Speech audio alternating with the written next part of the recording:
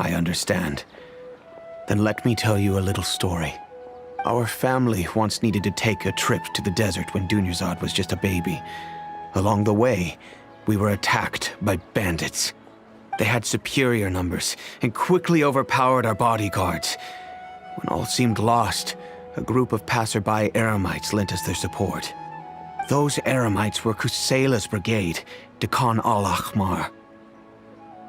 Kusela's men told me that the attackers were Eremite mercenaries, just like themselves. I was shocked. Why would Dekan al-Ahmar go so far to save us and not spare the fellow Eremites? Kusela was grinning and walked over to play with baby Dunyarzad. She was startled by his unfamiliar face and nearly started crying. Really? I never knew. He said that he had no particular reason to help us. He just took pity on us because he had a daughter about the same age. We started talking about our children, and I sensed that he was a devoted father. To repay his kindness, I hired his brigade to help out at our estate for a time and offered everyone generous remuneration. So, that's what happened. It was many years before I saw him again. I almost didn't recognize him the next time he came knocking on my door. The man I knew to be strong and healthy had been reduced to a shell of himself. He couldn't even walk anymore without his cane. So, what happened to him? He was perfectly fine when I left the brigade. I'm not too sure myself. The only thing that didn't change was his cheery disposition. He said there was absolutely nothing to worry about and that he had gotten into a fight. That was all. He then suddenly asked me if Dunyarzad, now that she had grown, would need a bodyguard of her own. At the time, Dunyarzad was going through a particularly severe bout of her Elazar. There was no need for her to have a bodyguard when she could barely leave the house. But he kept coming back to the topic. Come on, it never hurts to be safe. How do you know a bodyguard won't come in handy one day? I was completely lost at first, until he recommended the Blazing Beasts, and in particular, a mercenary named Dehya. So he was the one who recommended Dehya to you. Indeed. He didn't say it out loud, but it was clear that he saw Deshret's relics as an evil group who would eventually corrupt every member in their ranks. He was already beyond redemption, but he hoped that he would be able to detach his daughter from the vicious world of mercenary life.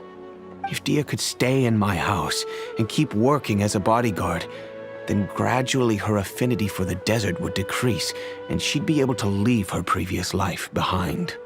And that's why you offered her such generous compensation? Yes, but not just because of that. From the moment that he asked me for that favor, I also began to see Dehya as my own daughter. And that's also why I tried to persuade you to stay when you asked for permission to leave. I was willing to spend however much it took. Kusela saved my daughter and I all those years ago in the desert. I could never refuse him entrusting his daughter to me. He was always like that, acting like he's oh so smart and self-righteous. Kusela said that he'd reimburse me for a portion of Dehya's fees. I refused to take any mora from him, but he'd always send me funds anyway. Eventually, I just accepted them as a token of his gratitude. And that went on for a while until I received another letter from him a few years ago. The letter contained a request to help him buy food, weapons, medicine, and even explosive materials. Wait! Isn't that around the time that Dekan al-Ahmar started becoming more aggressive? That's right. When I started to hear some nasty rumors, I became wary. I wanted to meet him face to face to discuss things. But by then, he was no longer receptive to my requests to talk. If I had to guess, it's probably because he doesn't want to put Dehya at risk. That thought occurred to me as well. I figured that he probably came to me for help because he had nobody else to turn to. After some deliberation, I decided to send him some food and medicine. I turned down all his requests for explosives and weaponry. I am aware that even such a reduced gesture of support could lead to others coming to harm, but I could not simply reject his plea for help. In the end, it probably was the wrong decision. I plugged my ears to the rumors and just chose a solution that made me feel least guilty about myself. If you can, please tell me where he is now. None of the things he's doing right now make any sense if he's just trying to keep me from getting tangled up in his world. If all he wants to do is steer clear of me, then maybe he shouldn't have brought me into this world in the first place. Oh no. Dehya, please don't feel that way. I'm just angry because I can't wrap my head around any of his actions. I really don't know. I don't think I can do it. But I guess you do have a point. We haven't uncovered the whole truth yet. We still need to figure out his exact actions and reasoning for these last few years. I'll do my best to help. Of course, anything between the two of you would need to be resolved between you and him alone. All right, everyone, let's all just calm down for a second. Dehya, the boss can't come out and see you anymore. He died a long time ago. What? Seems like you've been out of the loop for a while. Guess that's for the best, though. At least, that's what the old man wanted. When did he die? What happened to him? A few years ago, Kusela broke up Dakan al-Ahmar and went to the Deshret's Relics headquarters by himself. So is that when you guys started acting up? We would prefer to call it taking revenge. Every last person in Deshret's Relics must pay in blood for what they did. Let me start from the beginning. Dehya, do you know how the head of the Relics maintained order internally? Overwhelming strength and unquestionable authority? Those were a part of it, yes. But just those on their own weren't enough. They had another tool at their disposal.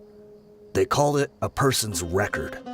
Regardless of whether they joined by their own will or were coerced, every person in Deshret's Relics were forced to leave a record of themselves at headquarters. Whether it be their deepest sin, some unforgivable act, or their most immoral exploit, the record served both as a symbol of loyalty and the perfect material for blackmail. That's precisely it. Every one of us have a record. Me, Bashar, Tikriti, and all the boys who grew up with Dehya and ended up joining our ranks. But you, Dehya, you were never asked to provide a record, were you? I never even knew this was a requirement. You were probably the only person in all of Deshret's Relics who didn't know about it. Ever since you were born, Boss had been trying to shield you from this organization's sinister rules. Not only that, but he also banned all of us from committing any nefarious acts. He said he'd take care of the dues we had to pay regularly to headquarters. But in the end, he was just an ordinary person. What could he do? He was forced to go to headquarters again and again to account for missed dues and incomplete records. He'd come up with all kinds of excuses and get beaten up as a result. We all knew he was doing that for you. He wanted to get you out of this world, no matter what it took.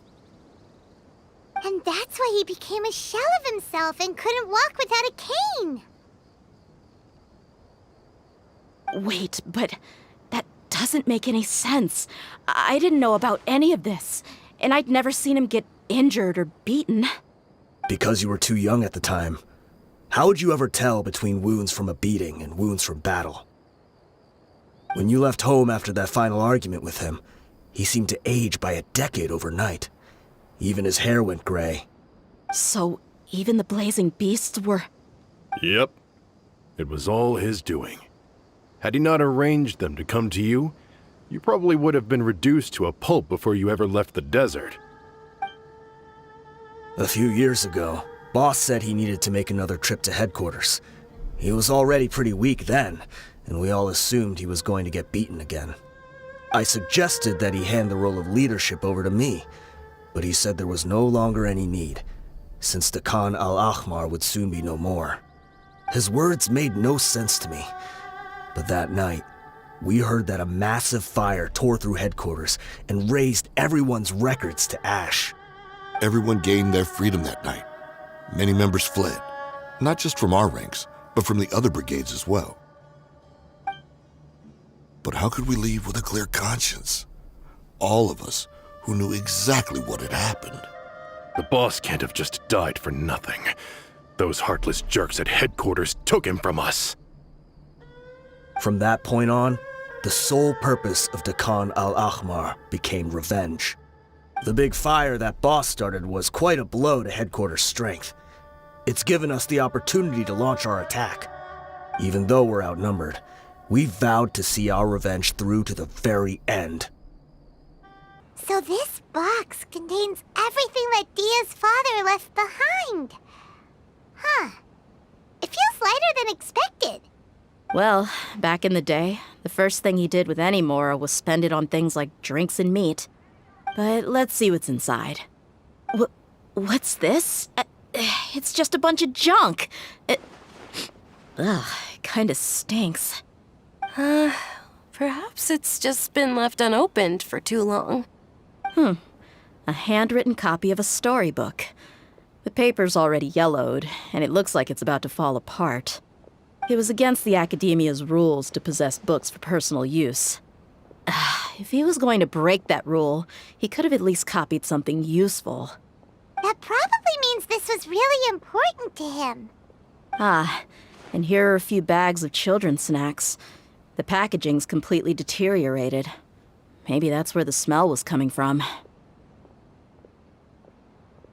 Did he get those for you? Yeah, but here's the thing, though. Even when I was a child, I was never a fan of these kinds of snacks. He'd always say that he got them for me, but in the end, he always ate more than I ever did. Who even leaves snacks in a box like this anyway? Isn't that just common sense? Forget it. Let me see what else is in here.